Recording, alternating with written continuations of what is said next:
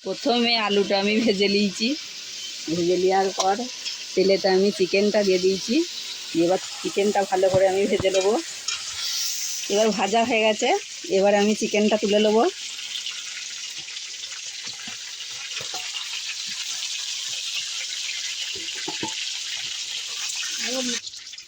চিকেনটা তোলা হয়ে গেল, এবার আমি রেখে দিচ্ছি চিকেনটা।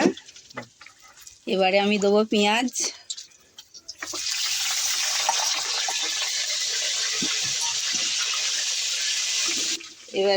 এবার আমি লবণ দেবো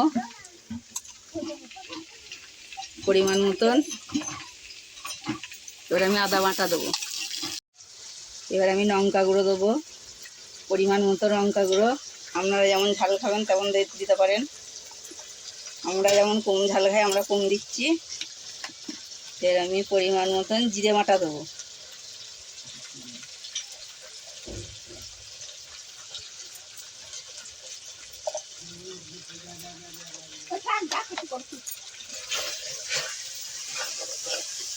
এবার আমি লাল করে নিচ্ছি।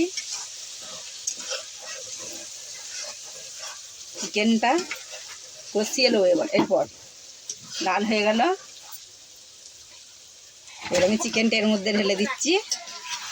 ঢেলে দিয়ে এটা কষিয়ে নিচ্ছি।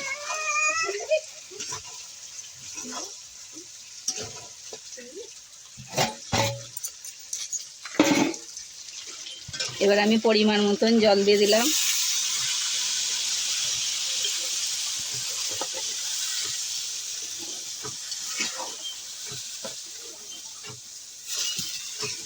এটা কিছুক্ষণ আমি ঢাকা দিয়ে রেখে দেবো।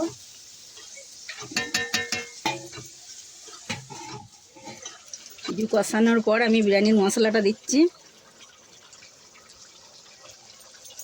বিরিয়ানির মশলাটা দেওয়ার পর আমি একটু নেড়ে নেবো। এবার আমি নাম মেলিচ্ছি। আগে থাকতে ভাতটা আমি রেডি করে রেখেছিলাম, এবার আমি হাঁড়িতে সাজিয়ে নিচ্ছি। মাংসটা দিচ্ছি।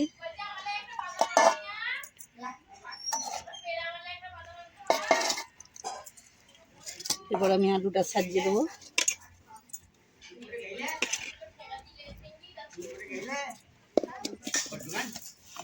পেঁয়াজ বেস্তারা করে রেখেছি, এর মধ্যে ছড়িয়ে দিলাম।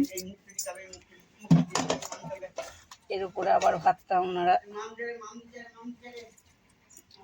দিয়ে সাজিয়ে নেবেন।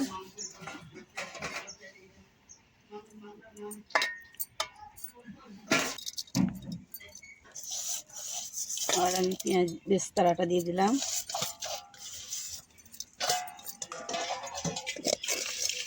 আবার আলুটা আমি সাজিয়ে দিচ্ছি।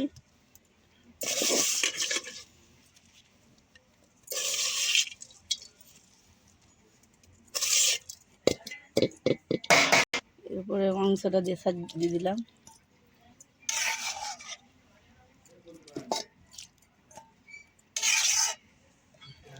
তারপরে ভাতটা দিয়ে আমি ঢাকা দিয়ে দিলাম।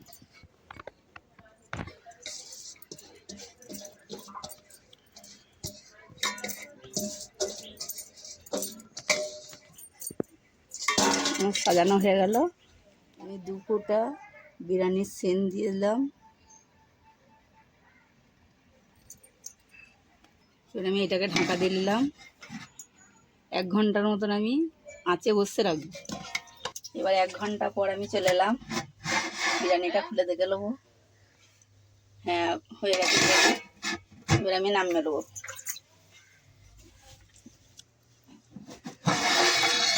এবারে আমি পরিবেশন করবো।